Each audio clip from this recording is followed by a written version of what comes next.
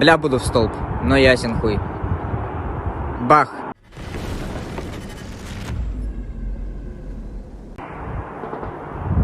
Another night brings more destruction for Russia's crumbling oil industry. Ukrainian drones have once again struck deep inside Russian territory, this time hitting the Afipsky and Kuybyshevskiy refineries. Both facilities erupted in massive fires, lighting up the night sky with towering smoke plumes.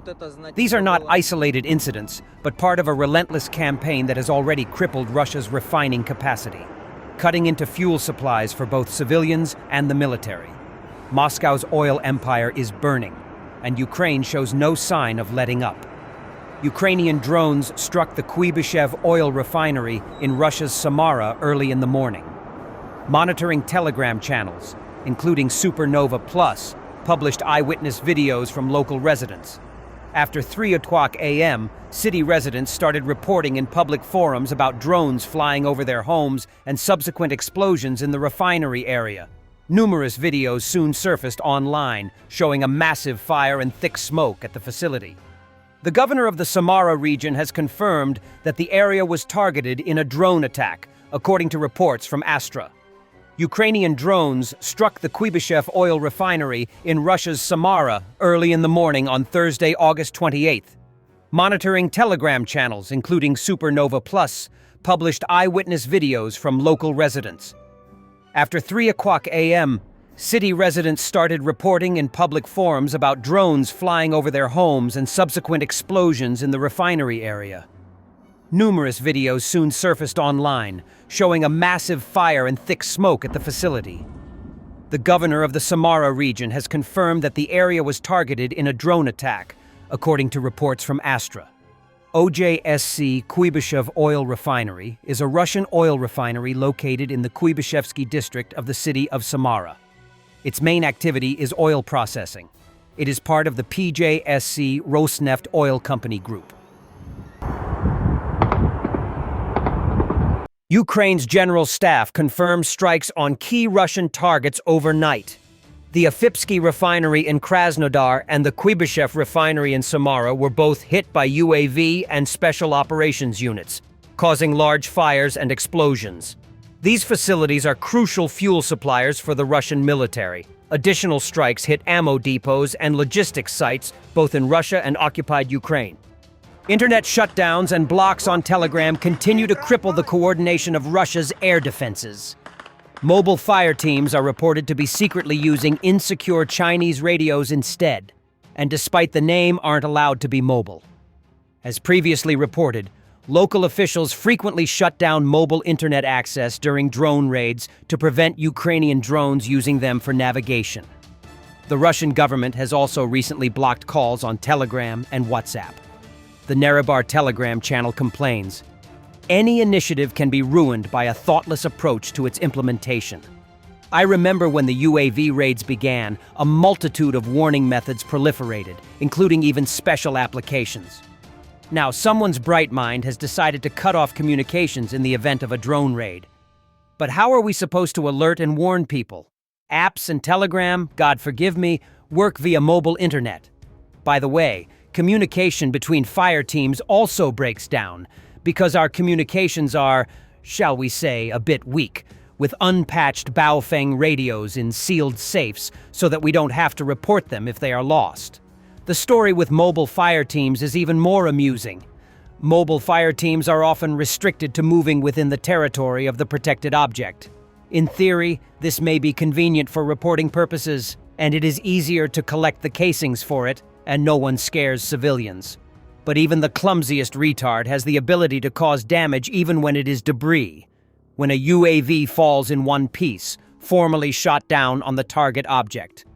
No, technically, of course, it was riddled with buckshot and other lead, but that doesn't prevent it from overcoming the final 100 meters. That's why.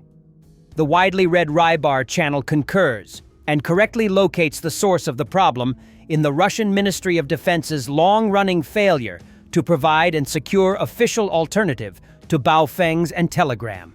Here we could throw a fit of blame at the authors of the idea and its executors in the person of telecom operators for the fact that with such measures they interfere with the destruction of enemy drones. But first, I still want to ask a question. How did it happen that in 2025, ordinary messengers and civilian applications are used as a means of control for the troops? The problems with communications in the Russian armed forces were fully revealed at the very beginning of the special military operation. In total, almost 4 years have passed, but the overall situation with unprogrammed Baofangs in sealed safes has not changed dramatically. There may be questions for telecom operators and local authorities, but it is not their fault that mobile fire teams have no other means of communication and situational awareness other than those tied to the mobile internet. I would like to believe that the Integrated Information Interaction System will be diligently implemented, and the satellite group will begin to grow with devices. It is strange that when there are problems with communications in the Army, for some reason they blame the phone operators Megafon and MTS, and not the relevant Ministry of Defense department. Unable to stop Ukrainian attacks on Russian military targets, Moscow is continuing its terror campaign against Ukrainian civilians. Russian strikes hit critical infrastructure in Vinnytsia, leaving 60,000 without power, while Zaporizhzhia was targeted at dawn, setting a local facility ablaze. In Kyiv, missile and drone attacks killed at least 8, including a child. President Zelensky called out global silence, urging China, Hungary, and others to react, not just preach peace. Russia chooses missiles over diplomacy. It chooses murder over ending the war. It is time, he said, for tough new sanctions. Footage shows the moment a Russian missile hit a residential building in Kiev overnight. The strike was part of a broader attack that left at least 8 dead, including a child, and dozens injured. Rescue operations are ongoing. Russian fighter jets intercepted a US P-8 Poseidon aircraft equipped with a secret radar over the Black Sea. Footage of the interception was published in the Russian Telegram group Fighter Bomber, which is linked with the Russian Air Force. The US Navy aircraft was flying unescorted, although reconnaissance aircraft are usually accompanied by several NATO fighter jets. In peacetime, interception of an aircraft means that fighter jets approach another aircraft for inspection and escort.